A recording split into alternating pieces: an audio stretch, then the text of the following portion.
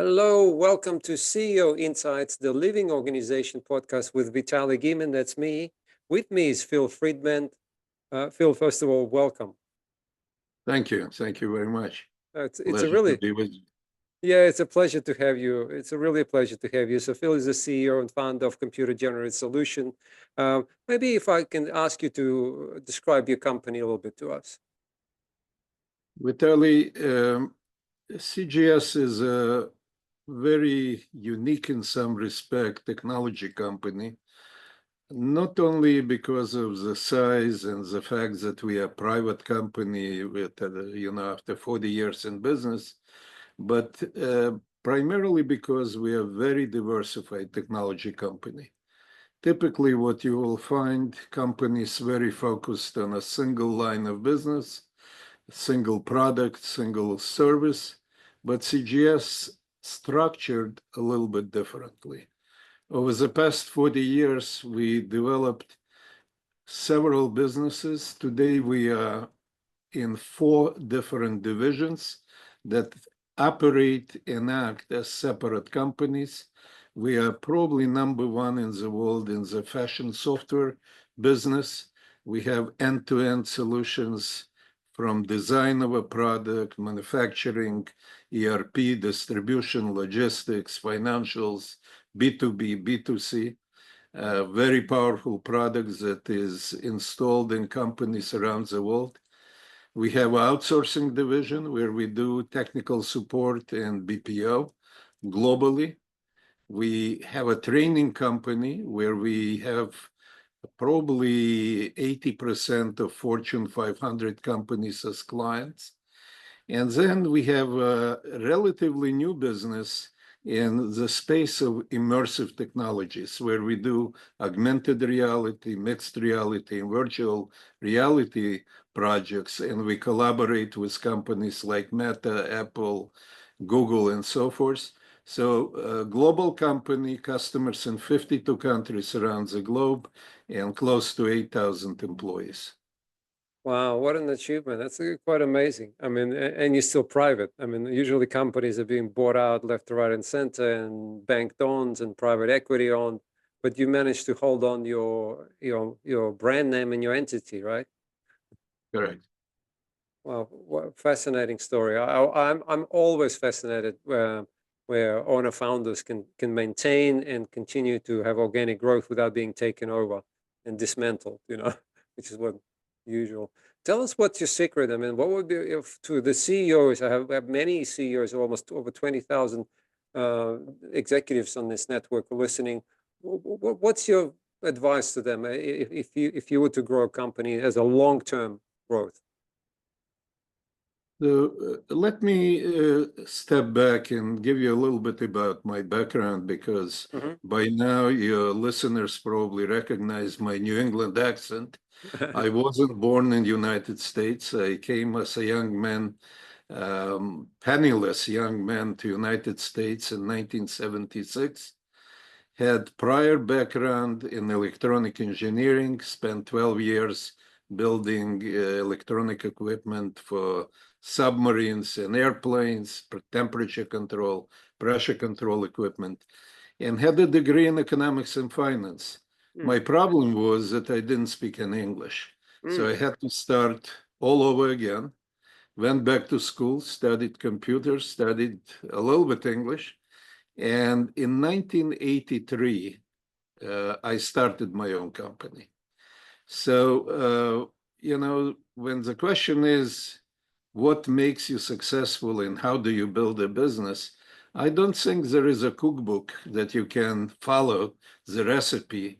Every company has its own history. Every company depends, especially a company that's being started from scratch, depends on the vision of the founder, of his hard work, on his commitment, on his sacrifices, and his ability to lead.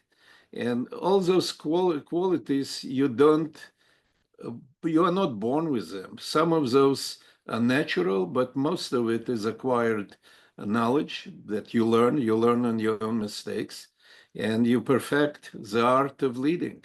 And this is a very, very important statement, because leading people, the businesses that you're building, primarily depend on your vision and being able to create a teams that will follow you. Yeah, no, I'm very much agree with you. And it's also, and it is very unique. There is no formula. I wish there was. It would be so easy, right? What do you think what were your defining moments? Because you were an engineer, I was an engineer as well. I really did not know how to lead. I mean, I knew how to design systems, but it's very different how to design organizations, right? What do you think is the difference between like engineering, technically focused, bright engineers, and actual managers or leaders? How do we shift from one to the other?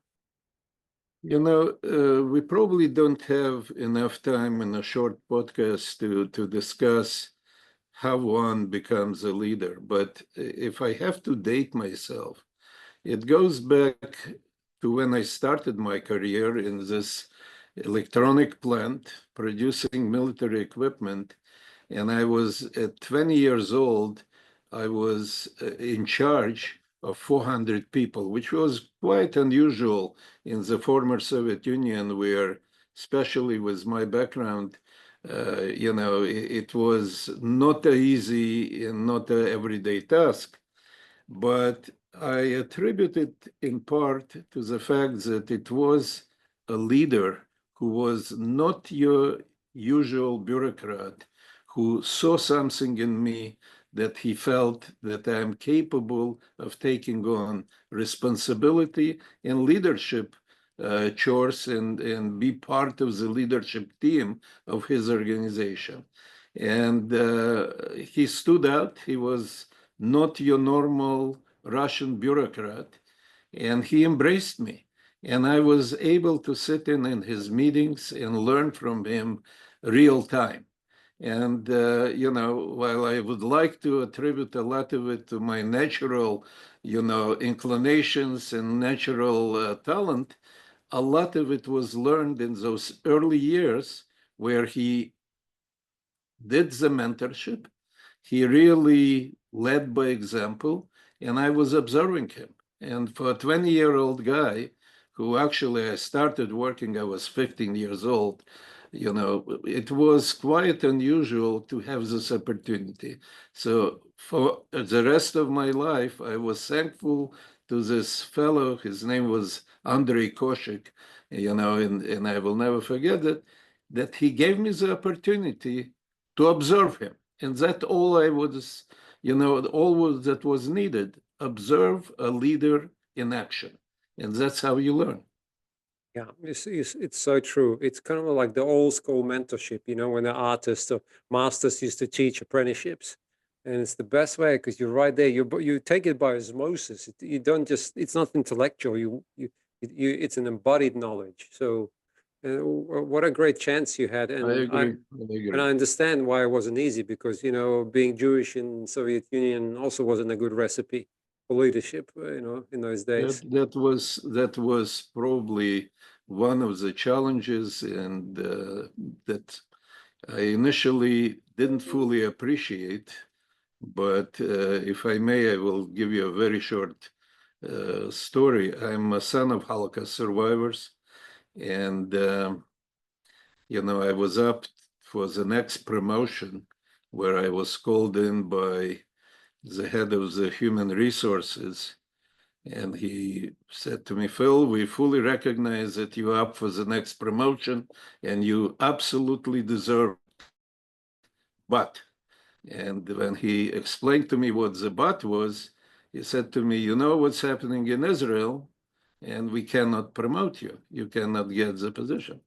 So my response was, I was born in the Soviet Union. I was educated in this country. I never been to Israel. I have no affiliation with Israel at that time. Why is it you making me responsible for what's happening in Israel? So that was my first real interaction and recognition of the anti-Semitism in the world and the fact that, the world is biased. And that was a decision that I needed to make at the time that I will have to leave the country. Yeah, I totally understand. I was in the same position. Um, for me, it was even worse. I mean, I was getting into fights, and I was getting. I mean, I was had to defend myself physically from being, at school and so on. So, yeah, it was. And but in some respect, it made you stronger. I mean, made you the individual that you are. Obviously, had a lot of. It makes you, recognize that in life you need to fight for justice. Yeah, You need to fight for recognition for human rights. You need to just be just to every people. Same way I was discriminated against, people are discriminated against today in other parts of the world. So that becomes the fabric, and your thinking is very much evolved around providing opportunities for others and be just. yeah, yeah.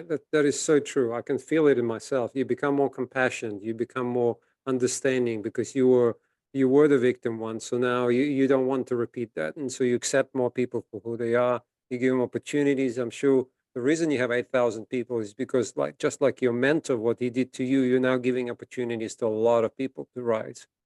I always try to do that. And I'm very proud. If anything I'm proud of is that I created jobs for close to 8,000 families, because it's not only the 8,000 people that work for you, it's 4 or 5 times more, because people are able in different parts of the world to put bread on the table because of the jobs that we created around the globe. Absolutely. Yeah, it's multiplied by five. So yeah, exactly. It's a ripple effect all the way into the community. And the community, if people have jobs and they can spend money, then the economy is going. So it is businesses like yours are actually supporting the economy. That's absolutely correct. Phil, thank you so much. I really appreciate this interview. I'd love to have you back more because obviously we can't, in a few minutes, we can't capture everything that you stand for, but maybe in the future we'll have another opportunity. Would be my pleasure, and I appreciate the invitation.